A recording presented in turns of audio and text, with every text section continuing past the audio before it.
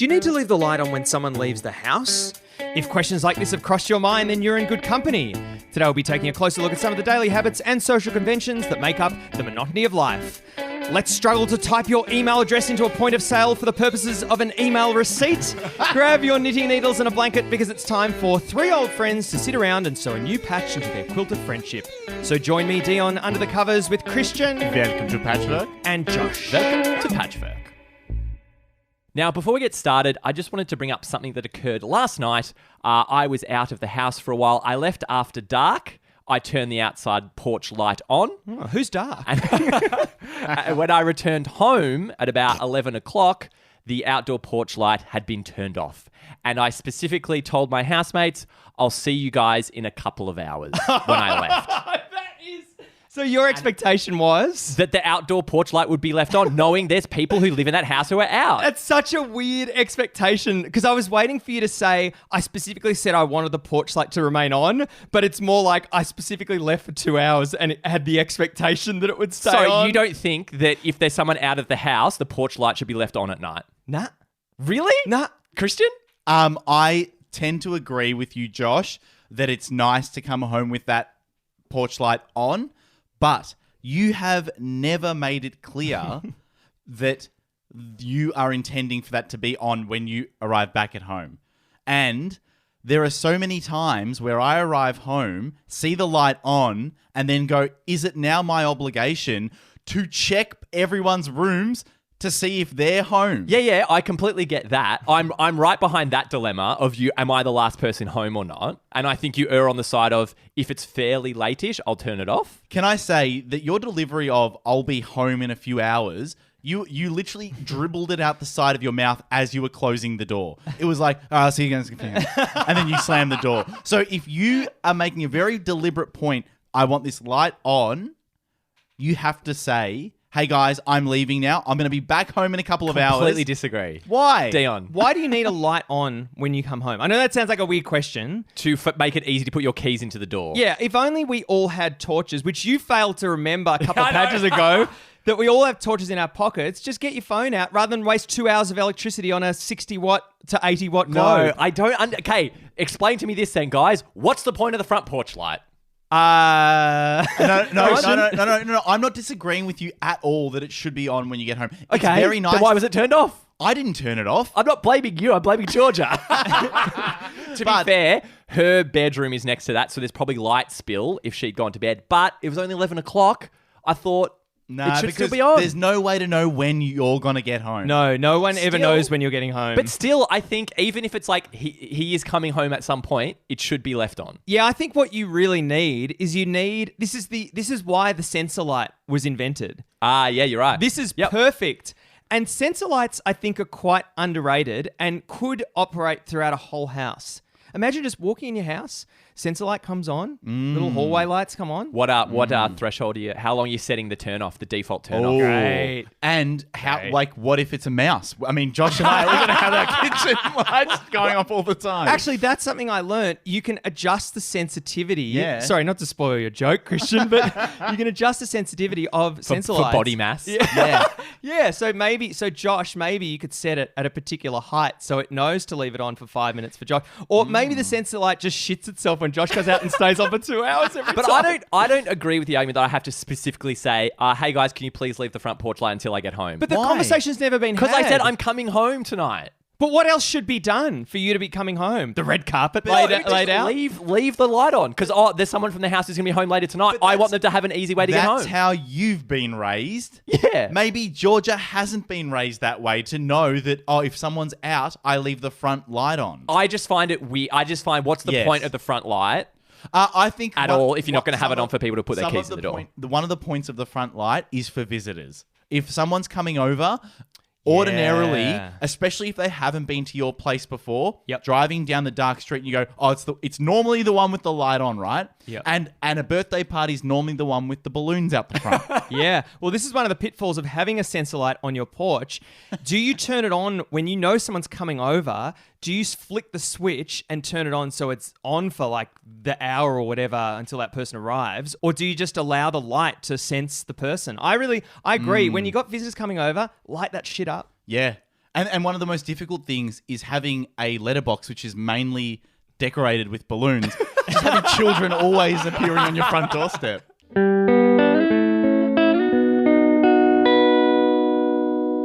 So I was visiting a friend for lunch a couple of weeks ago, and it was kind of in the middle of my day, and I had something beforehand that could have finished early, could have finished late, and it did finish early. So I was going to arrive to this friend of mine's house for lunch about half an hour early. And I myself don't love when people arrive at my home early. So I thought, best practice here, send a message establishing that I'm going to be arriving early, and then give the option to my friend of whether he's ready to have me. He didn't respond to that message. So what I ended up doing was I got out of my car and I walked around the neighborhood. Oh. But I was wondering if I had just strolled to his front door half an hour before, rung the doorbell, how would you guys react if a friend did that to you, Dion? Half an hour before, that's a long time That's a before lot. you're meant It to is. arrive. Was it half an hour in this case? Yes, it was half an hour. Can I just get a quick qualification? Yes. Were you spending time at his place or were you going somewhere else? So we were meeting at his place. I was going to get the tour, Oh, okay. and then we were leaving. I think that you did the right thing. I think you did the right thing to message ahead. And if you are going to be at the like at their house, if it's not just a swing by, I think it's okay to at least put it out there. Can I come early? But I feel like half an hour, he's probably still doing some prep or Yeah. getting ready in some way. Yeah. I don't think anyone's Yeah. ever ready upwards of half an hour before a guest. So I think that I'm still not ready, even 10 minutes before. I basically have everything timed for the on the hour arrival. But the advantage of arriving half an hour early, if the person agrees to it, it means that then your engagement with them, Yes. it gets pushed earlier. Does And there's- it? And there's nothing. Well, I would do think you so. finish earlier? I think, there's the option. Yeah, but let's say that with any given catch up with a friend, and you say on average it's about 2 hours. Does that 2 hours start still on the hour at the 12? I Let's reckon say, it's an hour and a half. By the way, I've been timing it lately. I reckon it's an hour and a Really? half. Yours 2 hours? oh, with a good friend, I- you can oh. stretch beyond that. Oh, it could be. Yeah, that's true. I guess. I think though, if it slides, if the earlier start, it earlier finish. Earlier finish. Yeah, I don't think you're doing the full time out. But the problem is that I think you've compromised on the quality time because inevitably, Yes. if you're there early, Yes. they're still doing something, so they're not fully Yes. engaged. So, Josh, how do you engage me if I arrive 30 minutes early? Let's say 15 minutes early. Yeah. So a and bit you've still early. got some things to do.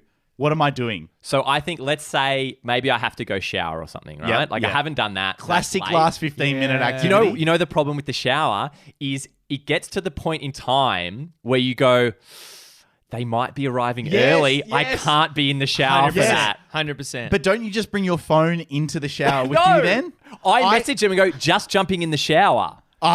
And I say, just jumping in the Yeah. shower, be out in Way 5. better. Instead of setting up, I now set up my phone where the shampoos are. I think, say that it's the shower thing. Say you arrive Yes. and I'm like, hey, I haven't had a shower. I just need to get changed. I'll just leave you. Can I get you a drink? And then I'll leave you in the kitchen. Yeah, leave me in the Yeah. kitchen. And it's up to you to play on your phone. You don't give me an activity. I don't get the colouring book out or a puzzle. no, what about for dinner? If you're having him over for dinner or something, get him chopping something. That's a great idea. That's why I actually think Get him to work. or even if it's not part of the meal, just get him chopping anything. Yeah, but that's why get him wood do my chopping. meal prep for next week. I got to do a bit of a vac as well while you're here. That's why I kind of like people arriving about 30 minutes early rather than 10. Because 10, everything's basically done. You have to find a way for them to kill 10 minutes. Half an hour, probably going to be some chopping, but they're part of the preparation for what you'll do with them. It also depends on what sort of person you are in terms of how clean you keep your surroundings as well. So for me, like neatness doesn't come like that At all. naturally. It doesn't come that naturally to me. And so that crucial time before someone arrives is it's crucial. Yeah. It's really, really important. Because I think what I've started to realize is you kind of need to work out the things. Let's say the half hour before, you got to work out what things need to be done that half hour, and you kind of need to rearrange it. Because normally, the last thing is the shower and the change if Yeah. you're going to do that. Yes. And that shouldn't be then. But you don't want to look as fresh as possible for the moment they arrive. You do, but I think if you've got that stuff earlier, that means probably one of the most important things is done. Yes. So then if it's like a quick tidy up, Yes. that can be last minute. Do you know what I've realized as well as I've gotten older? If I have a shower too close to the event, I'm still red in the face and hot from the shower. Great point. You know what I was thinking, Josh, and I wonder if you find this from the three of us with hair. When you do have a shower in close proximity to someone coming over, what do you do with your hair? And do you use product in your hair? A little bit, yeah. So can you use product in your hair when it's wet? Well, this particular product? It's Yeah. very challenging. I agree. So I've got a really nice balance where it seems like I can get the hair quite wet, towel dry it, and then immediately put a bit of stuff in, No and it's way. fine. I don't know that it is fine, Josh. Oh, here we go. I don't know I that it agree. is fine. I don't think it is. Is it? No, hang on. It's too slick. Dion's talking like broadly. Christian's talking very specifically. I'm speaking specifically, not Right. specifically about you, but I've seen it happen. Yeah. But I'm speaking specifically about me as a man who had thinning hair. Yes. Oh, I see. That you may not know that parts of your hair have clumped together because of the wet and the product. Oh, okay. So at the front, everything's looking Well, good. there's a very specific spot I wish it would clump. So if that's occurring, if I can maybe move the clump around. But the issue is it's all wet. So it's basically turned into Okay. a like a clay. I kind of go light on it. But Yeah. often sometimes I'll leave it. And even it's like a 5-minute dry, it gets pretty dry. I've noticed, Josh, you never blow dry your hair. I've never heard you ever blow dry your hair. Yeah. You just don't like it? I don't need to. It dries quick enough. The Okay. weird thing for me is that I have the problem that if I don't put product in my hair, I look like a young Romanian boy. I look ridiculous with my hair, and I think I could be convinced to post this on social media. Is it just but- all flat? It's all flat? Oh, it looks shocking. Can we make Great. sure that we cut out the background and put a Romanian flag? That's a great idea. But I look shocking. So it's that point where if I have to have a shower, want to wash my hair really close to someone coming over, I have to dry it really, really quickly. Yeah. Won't use a blow dry because product's really hard to use with sort of hot hair.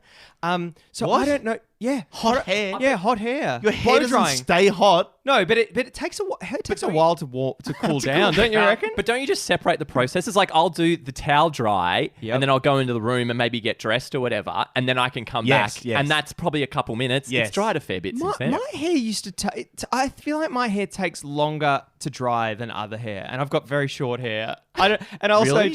I don't have a reference point. For But that I either. think it's because your hair is so incredibly thick.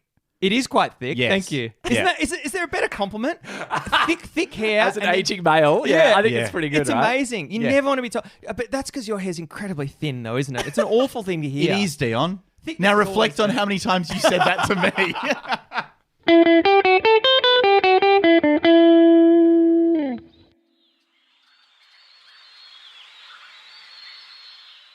G'day guys, welcome to Melbourne Zoo. Very excited to take you on a special private tour for you guys, just for the two of you. And essentially I'll be taking you through some of the exhibits and chatting about some of the animals. So we'll just get started. And the first stop here, we've got the cheetahs. Now, little fun fact about the cheetahs.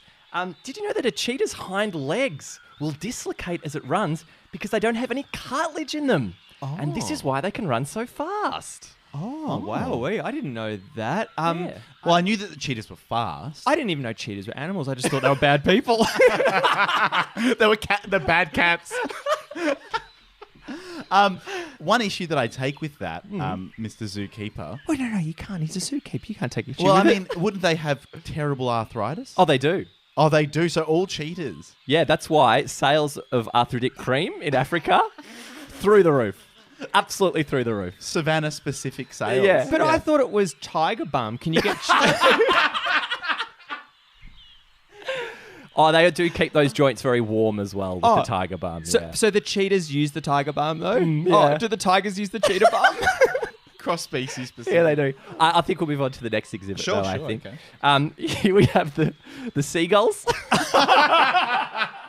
It's good to see the roof's closed today. Now, I don't know if you guys know this, but the webbing between a seagull's toes is highly elasticated and was traditionally used by fishermen as a watertight membrane to keep things dry. Oh. I mean, watertight membrane to keep things dry. what sort of things did fishermen try to keep dry with Mainly that? bottles. Bottles. So as in a replacement for a bottle cap? Yeah, the contents of a bottle, messages, rum, salt water. Got to keep it contained in the bottle. Little boats. Yeah, miniature boats. So So big. Just by extension, are you saying that fishermen also fished for seagulls back in the day? No, they used the fish from the hooks in the water to attract the seagulls to the boat, and then they would have a large net that was hanging from the. They're all sailboats, so from the sails, and then they would pull a crank, the net would drop, seagull caught, cut off webbing. Out of interest, what were the sails made from? The sails, they're often made from whale skin. Whale skin. Yeah. I thought it was going to be all net. Nothing but. Nothing but net. And I think we'll just move on to the third exhibit. Here we have this beautiful pond, and you can see the ducks. And you know, the fascinating thing about ducks. This is a shocking zoo, by the way. We had some budget cuts. It's very tough. To be honest, we just took down more fences than we put up. Honestly, I think you should invest in segregating the cheetahs and the seagulls and ducks. I can't wait to see the big rocks as well in this zoo as well. That exhibit's great. We'll do some feeding time with seagulls later. We all get a packet of chips. It's great. Now the ducks. I don't know if you know this. Because of the shape of its head, the only noise a duck can make is the exact same quack sound. Each duck's is unique, but they cannot modulate the sound. They can only change the number of quacks, which is how they communicate. Oh. So are you saying that a duck with the same quack to communicate needs to quack through numerous quacks? Yes, that's how they communicate. So a long sentence for a duck may be many quacks. Could we get one of the duck? Are you able to get one of the ducks to do one of those long sentences? It's not that kind of zoo. I'm sorry. We don't pressure the animals to do anything they don't want to do. Are you sure? It could be quite funny. But I think to answer your question, Christian, so not the ducks. There's very simple communication, right? Okay. It's like worm over here, predator over here. I want to have sex. What's that got to do with anything? And just last question. What's the webbing? What do you do with the webbing of the ducks? What's done with the webbing? It's very different to a seagull webbing. Let me tell you that. It is very porous. It is useless to keep things dry. Interesting. Yeah. I always heard that with ducks, that what you see above the surface is only a couple of % of the entire being itself. No, I think much that's like an iceberg. Sorry. No, I think it's like, duck, dead ahead.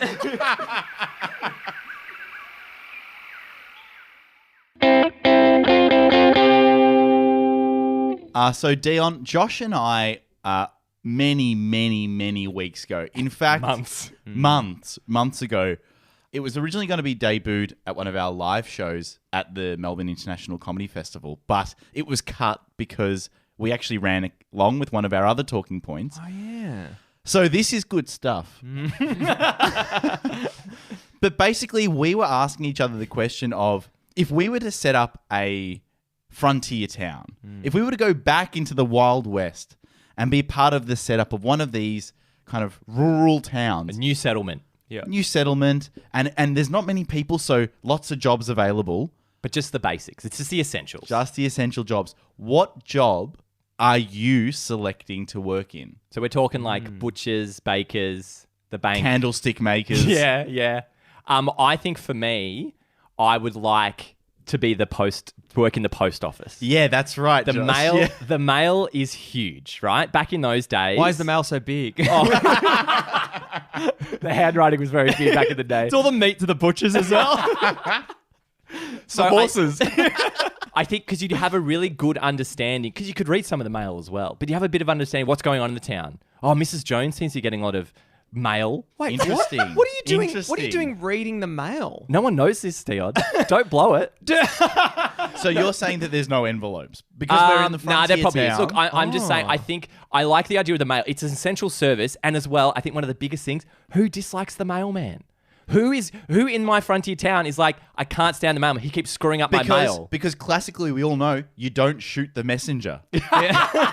You never shoot the messenger. Exactly. Yeah. So the mailman is simply just delivering the mail. But a lot of people don't like. I don't know. I'd be a bit concerned about it because if the mailman has to deliver parcels, and they're just not notifying the person when they get home that there's a parcel there. A lot of people would hate the mailman. No, I think my distinction, it's at the post office. So all the mail comes to me. Okay. And I work in the store, so I'm like, oh yes, I've got one for you. Here it is. Okay. Oh, Of hey, course, 'cause hey it's Josh. frontier town. Yeah, hey Josh. Anything for me So what this you're week? saying is I'm being too literal and applying this to modern standards. Yes, Okay, yeah, no, that exactly. makes sense. Okay, well, let's get back to it. Because I'm then. imagining a giant like pigeonhole kind of system Yes. that I've set up, that I have arranged how I want. Okay, so it's about the structures in place Oh, that it'd you be like. great, yeah. And the fact that you don't really have to interact with people you do. unless it's under your rules. They come into the shop and they have to. You're like the soup Nazi. No, it's more to do with the attitude of people in the town towards the post office and that Yes. service, right? Because you hold the information. Yeah, and everyone's like, great. I get my mail from that guy. He's always happy. He's having a good time. I'm not going to kill him. Is it respect? Does it come down to respect? Nah, it's got nothing to do with You respect. don't want respect? Nah, That's don't need great. respect. Is it about power? No, it's to do. If I'm in a frontier town, it could be quite dangerous and be blamed for things. I don't want to get near that. That's right. So I think one of the underlying Okay. things throughout a frontier town is the looming presence of danger and death. And that's why I don't want to work in the bank. But Josh, Yeah. in a frontier town, how much mail is being sent? Really? Yeah. And is it coming more to the frontier town or from the frontier town? Well, that's the thing. I'd have to be like, point. where do you want to send this? To New Gonkashire? Cool. So are you responsible for taking the town's mail and organising for the delivery? On the Pony Express. Yeah. Yeah, I saddle up the Pony Express and Oh, give it a yes. slap on the butt. Off you go. And then I hit the horse as well. Dion, I don't know whether you've had a chance to think about it. I have, but Christian. to give you some ideas of professions, there's things like a card sharp. What? a what? A card sharp? Someone who cheats at gambling. Shark. Sharp. Shark. Isn't it a card sharp? Great. It's definitely a card shark. Great. Let's you sure? Putting the frontier Oh, town aside. 100%. Are you sure? A card sharp? Yeah. Nah. Are you sure? Yeah. If I'm wrong on this, This is Hang on. great. I Oh. haven't seen Jaws before, but Christian's I think interpretation of we'll it is check just- it. We'll check it and come back at the end of the episode. But Surely. definitely card shark. Shark. Can Somebody I just say that because of modern technology, while you were saying that, I was able to Google it, and quite rightly, it's card sharp. What? It actually is. Are you serious? Yeah. A card sharp is a person who uses skill and or deception to win at poker and other games. Sharp and shark spellings have varied over time and by region. I've never heard card sharp, but I stand corrected. Isn't that weird how that evolved? Someone went card sharp. It's like, what was that? Yeah, it was Josh who was going, Yeah, it can't was- be card sharp. Was Wikipedia? Also- No, Wikipedia. I think it was literally just updated at that time. But also, how could they at a frontier town have known what a shark is? Great point. Great point. Thank you. Dion, what do you think you'd work as? I think that a little known. I don't reckon you guys would have thought of this, but I reckon in a frontier town, someone with ceremonial duties. Okay. Someone The, maybe- the reverend or something. A religious. Well, I was thinking more of a rabbi, but you can go with your Highly respected. highly respected, good beard Yes. as well. You need that in a Yes. frontier town. Yep. But also just those ceremonial duties, welcoming people, telling people, getting people out You of the have town. to be involved in everything. I have to. Have to. Christening, I have to. christening the new church. Yeah, And the or- new town hall. Christian everything. or synagogue. Yeah. But also, Christening the new stables. can I just say, no one is choosing to duel the ceremonial master, the priest. Yeah, that's true. No. No one's saying meet me at high noon. They're a respected man or woman Yeah. in the community. Yep. Then again, if I don't get my mail, I think that I would work as a saloon pianist. Great. Because I like the idea of keeping the vibe going of the town. I've got a little problem for you though, Christian. Go on. great. AI's going to take over in about 1860. Yeah. Those automated ones. I You're out of know. a job. I am out of a job, and I have thought about that. I'm working in a frontier town before that's come Right. about. Okay, could I, just as a little the thought piece. So you're clanging away on Yep. the tinkling the ivories. Yep.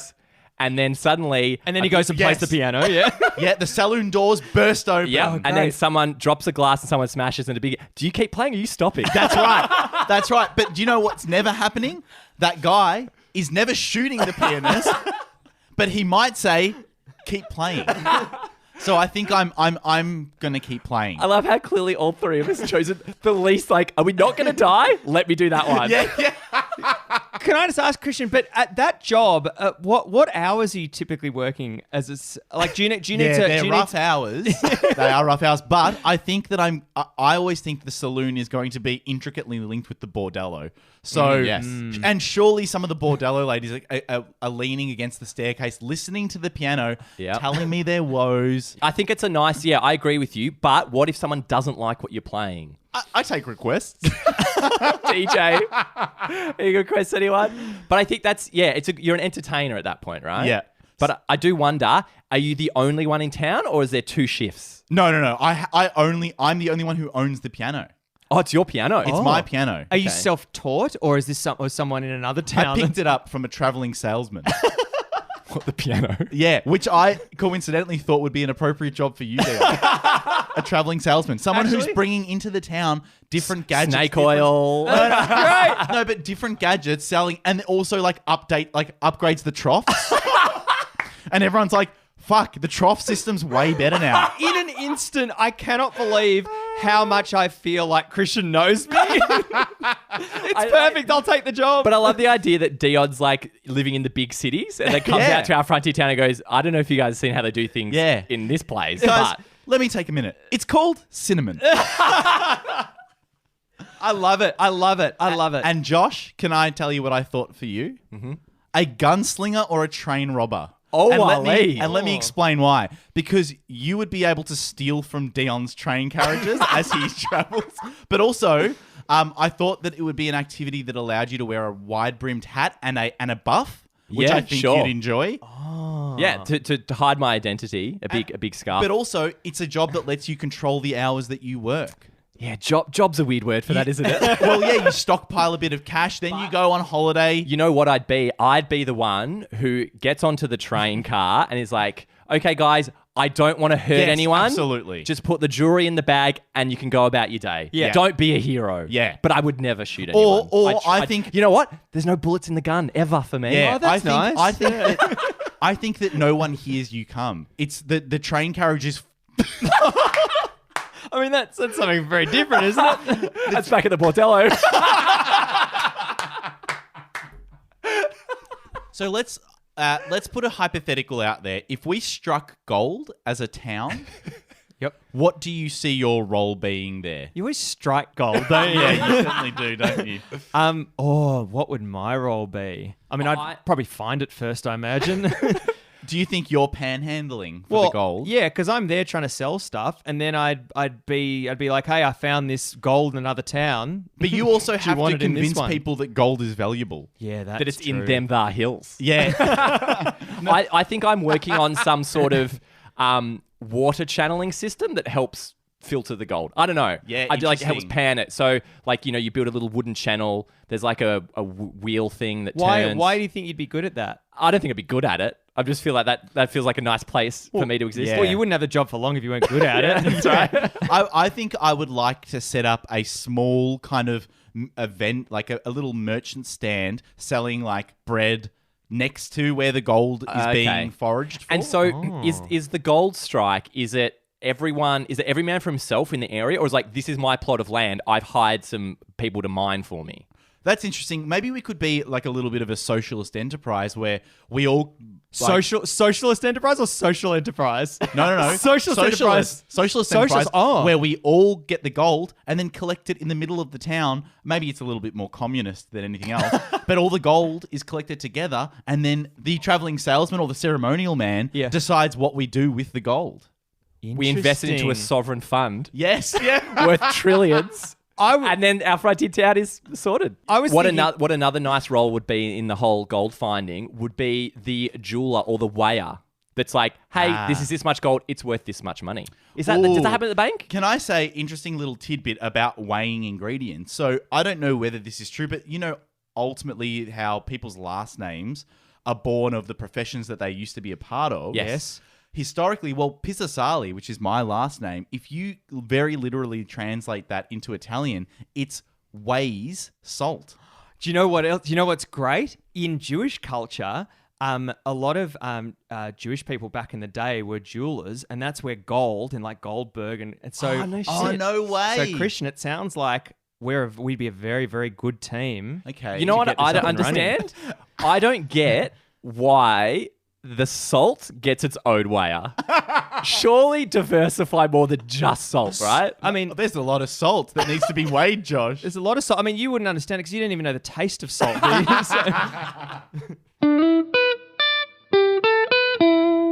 Really, really good. You know what's really, really good? Really, really good. You know what's really, really good?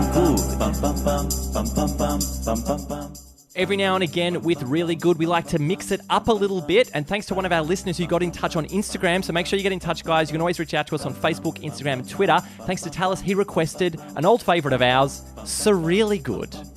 So, you know what's surreally good? When the cat you're driving cleans up its own oil spill. Really good. Really good. Oh, really good. Really good. You know what's really good? When you copy and paste the final slice of pizza so you don't need to split it. Really good. It's really good. And you know what's really good?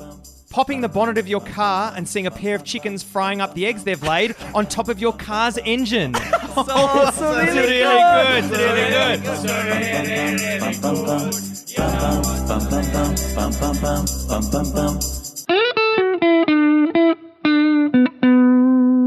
Thank you for listening to Welcome to Patchwork for another week. What a glorious half hour it's been. Probably my favourite half hour of the week, aside from having a very, very long bath.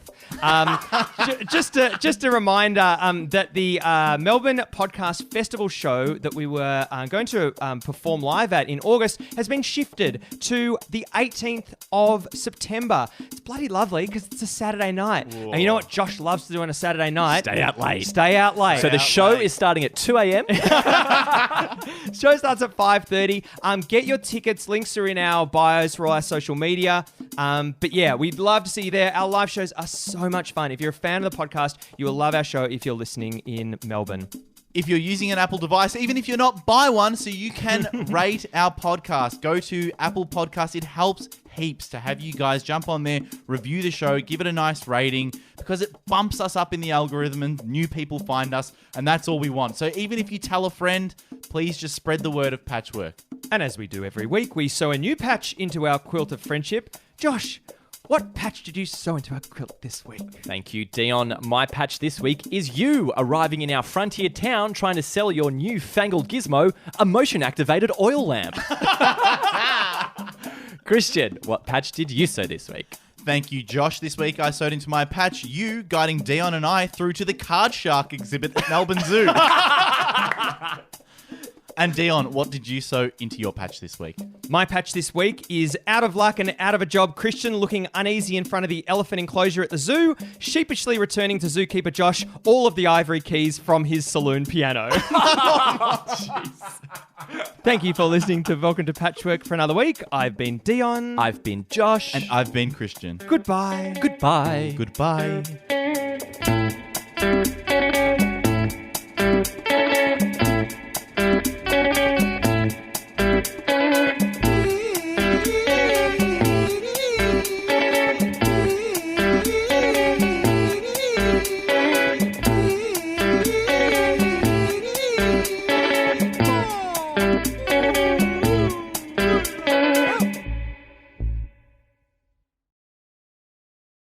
But I think to answer your Christian question,